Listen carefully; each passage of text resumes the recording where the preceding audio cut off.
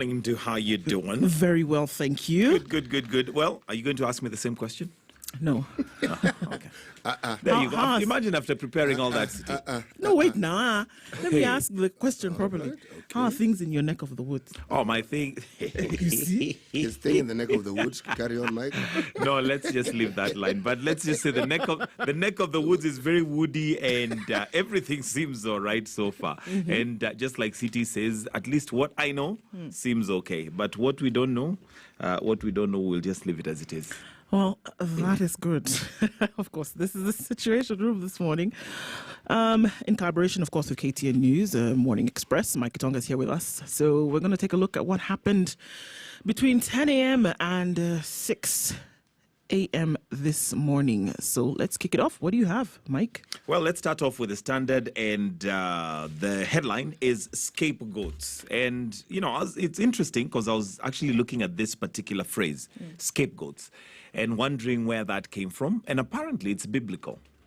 And it so happens that a scapegoat was one that was used to kind of cleanse or, in case you sinned. Let's just take an example and say that you sinned and did something extremely heinous. A scapegoat was used to kind of cleanse your sin. But in this particular case, that's possibly not what is being referred to. But scapegoats in this particular headline are people who possibly the kings, as it has been put, are used to say what the kings themselves would not want to say. And of course, we have the likes of Kipchumba Murkomen, and it is quoted here that he, one time when he said, when we love one another, and let it be sincere, not that you have a knife that you want to use to injure your friend in the back. And of course, above him, for those of us who may not be able to see how it is written, is William Samoei Ruto. You've also got the likes of Orengo. Above him, you have Odinga, and you have Morathe. And above him is Uhuru Kenyatta. So I guess you get the drift of what this is all about. Right. Well, of course, things that have been said or not said. I think it goes more into details on that.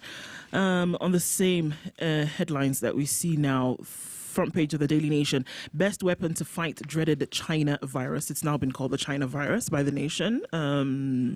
It's not a death sentence, apparently. Wash your hands with soap and running water. Don't touch your face. Avoid shaking hands and keep your distance from patients to stay healthy. So it's going to be a season of fist bumps then, from what we see. I'd seen somewhere, I don't know how true it was, that there's a country that had banned shaking hands and hugs. This is interestingly enough, the Catholic Diocese of Lagos, obviously in the season of Lent, and they would touch your head, right, with the sign of the cross. Yeah. That's been banned, so it's going to be air blessings. Wow! Until things change. Until we're clear. Yes. Okay. Well, it looks like this is, the best weapon is, it looks like we go back to the basics. I remember when we were growing up, the basics were very clear that, after you finish your business in the loo, wash your hands. But it looks like now we'll just have to upgrade that to wash your hands every... How often? Right, exactly. So it's going to be washing your hands often. The virus do's and don'ts that will save your life, essentially. And Mutuma Matthews talks about, poor access to hygiene information, mass panic, and inadequate preparation by health authorities might turn out to be the most dangerous aspects of the global coronavirus outbreak, which has infected almost 90,000 people in 65 countries as of yesterday. And so this could be what could be the problem, not the virus itself, but all these, measures around it.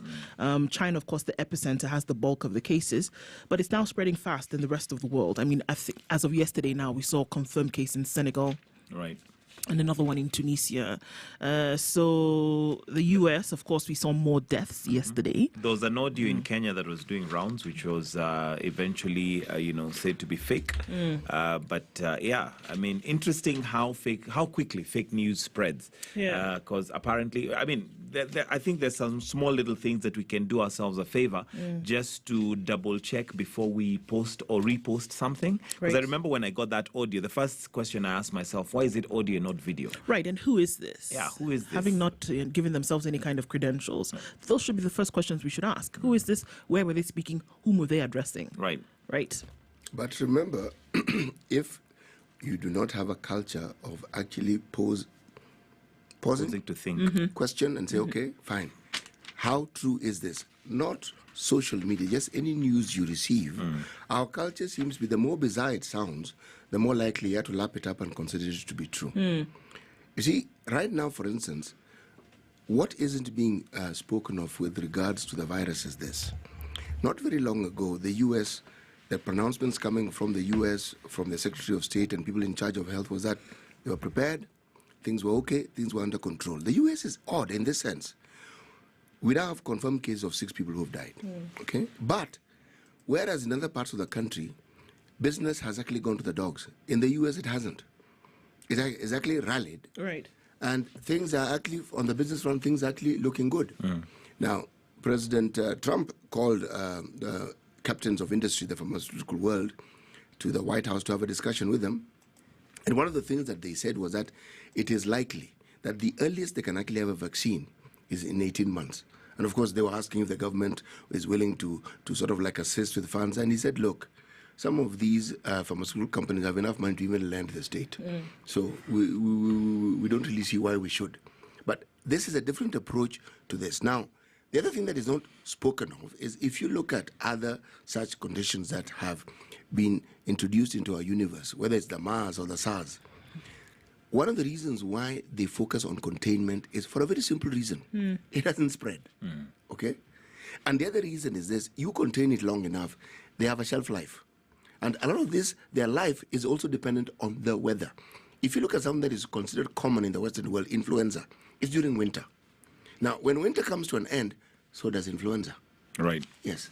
So these are the realities that one perhaps needs to bear in mind instead of the far-flung magical drama that is out there. But consider, if the reality that you have around you on a daily basis is one of hunger, one of hopelessness, then your mind will tend to move towards what seems a little magical and a little unreal. Absolutely. Right. And I think naturally you tend to be more onto survival mode, and anything that, is more dramatic probably also just takes things off your mind. So It does. you It dwell does. a lot on that. You really You don't do. think through it. Yes. Super. There's also, on page 2 of the Standard, 20 constituencies where the wealthy sleep. So I don't know, City, I don't know if you're part of the wealthy, but there's 20 constituencies apparently where there seems to be the wealthy. And of course, the debate has always been the wealthy and the poor and the gap that is there. But these constituencies, there's Kisumu County, there's Kajiado County, Nairobi County, Mombasa, Machakos, Kiambu, and Nyeri. So I don't know what, the analysis for the wealthy is and why that's important. I'm sure many Kenyans probably would want to know when can this trickle-down effect take place and, we sort of share the spoils. Actually, if you look at the information that is given the Kenya National Bureau of Standards and what they consider, they don't, you read the article, one of the things that they look at is perhaps the type of buildings that people have, okay? But they don't actually go beyond what we call traditional indicators of wealth. You see, in this country, people consider that if you own a car, you're wealthy. A car by its very nature depreciates with every passing day, so it's not a very solid It's form actually of a wealth. liability, it's not an asset. In many ways, yes. Yes. A house, yes, is an asset. Land, yes, is an asset. But if you look at land as an asset, very many Kenyans have land. You can call it ancestral land, you can call it, but they have land. One may argue that the value is not as high as you would see in the urban areas. I would like a little more details on this particular subject and all the indicators that they use to determine whether someone is wealthy or not. There are places where owning a radio is a sign of wealth. It's wealth, of course. We still have places where having more than one wife is a sign of wealth. And of course, you would find other places where, people who own, several heads of cattle would find that they were more wealthy than people who profess to own, a fleet of vehicles, for example. And you would not even be able to compare. Speaking of wealth and loss of wealth, Kenya Ports Authority MD Daniel Manduku was held overnight in probe over allocation of space at the Inland Container Depot. Of course, we talked about it a couple of months ago when we talked about, KPA having not been dogged by the scandal that seemed to have been rife from other state corporations. But it seems that the axe has fallen in this case. Manduku and KRA Customs Commissioner Safari are expected in court today to face 7 charges, including abuse of office. KPA Managing Director Daniel Manduku has been arrested as detectives investigate cargo clearance at the Inland Container Depot in Nairobi. He was arrested alongside KRA Commissioner for Customs Kevin Safari.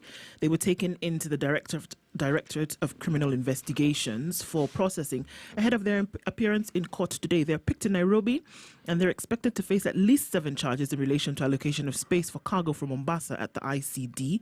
And of course, they're amongst several other officials under investigation after allocation of space. He's accused to have been between March 21st and June 14th last year, jointly with others, connived to gazette Nairobi Inland Cargo Terminal as a KPA peripheral facility. So it seems that the axe continues to fall. Well, actually, there was 2,100 square meters, which was actually Kenya Railway land also, and it was subdivided into 9 zones, and this was awarded to 8 contractors. But of interest, it doesn't stop there. It says that many of these companies were paid in full, and yet the work was not completed. 1.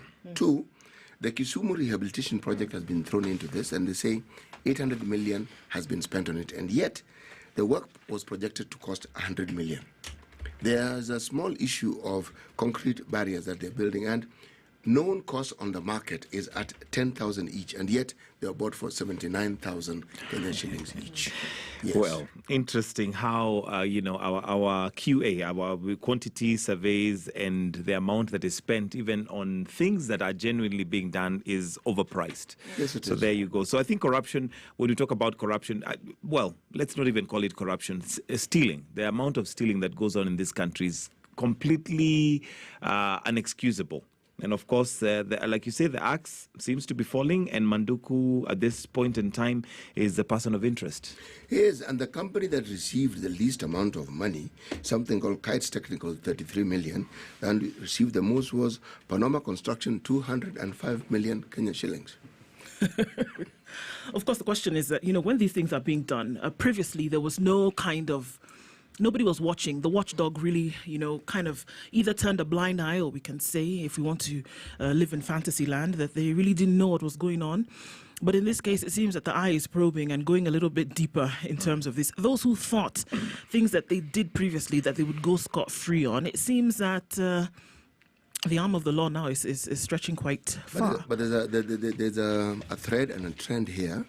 If you look at the problems that are now dogging Kenya Ports Authority, they're not dissimilar to the sort of problems that dogged the pipeline. They're not dissimilar to the problems that have dogged Kenya Power. And these are entities that actually have a virtual monopoly. Absolutely. They don't actually have competition for what they do. Of course, we're looking at more of that in a bit. We're going to take a look at what's going on with the weather right now around the country and, of course, in different parts of the world. This is a Situation Room in joint collaboration with KTN News, a Morning Express with Mikey Tonga. My name is Ndoko, here with CT Muga. We'll take a look at the weather and we'll be back in a bit.